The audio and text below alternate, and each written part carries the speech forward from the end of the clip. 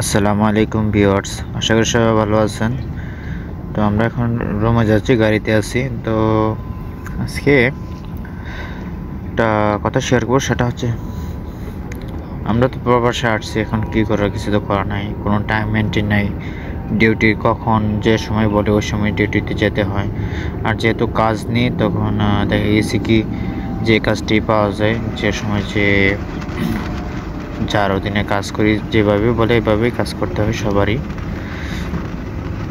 তো আমাদের যে কাজগুলা, তো দেখা গেছে কি আমরা রুম থেকে বের হওয়ার সময় দেখি মাত্র সন্ধ্যা হয়েছে, এমনকি না যে রাত্র হয়েছে কিংবা সকাল হয়ে রয়েছে, ওই রকমও না।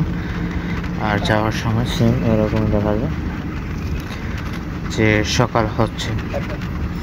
তো আমাদের যে সময়টাতে আসা যাওয়া করা হয়, না দেখা যায় যে সূর্যাস্ত, না দেখা যায় যে সূর্য উঠতেছে, ওই রকম কোনো। তো আমাদের যে প্রসেসিংয়ের যে কাজটা, আমরা যে কাজটা করতেছি, এটারও কোনো নিশ্চয়তা নয়, যে কোনো সময় এটা হাত থেকে চলে যেতে পারে। কারণ আপনারা অনেকেই জানেন যে কাতারে বর্তমানে কোনো কাজ না থাকার কারণে লাখ লাখ শ্রমিকরা,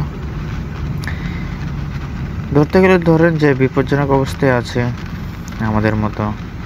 দেখেছি কি আগেই বলেছিলাম একটা ভিডিওতে যে কাজ এখন বর্তমানে পাওয়া গেলেও, টুকিটাকি পাওয়া গেলেও দেখেছি সময় মতো স্যালারি মিলতেছে না, টাকা মেরে দিচ্ছে, ওই রকম। আসলে এই হচ্ছে আমাদের অবস্থা, এবং মনের কষ্টটা আজকে কিছুটা হলেও শেয়ার করতে পারছি। আসলে এই কষ্টটা কার কাছে বলার মতো নাই। এই হচ্ছে অবস্থা, এবং এটাই বলা যেতে পারে যে ডিউটি থেকে এসে ঘুম, এবং ঘুম থেকে উঠে ডিউটি।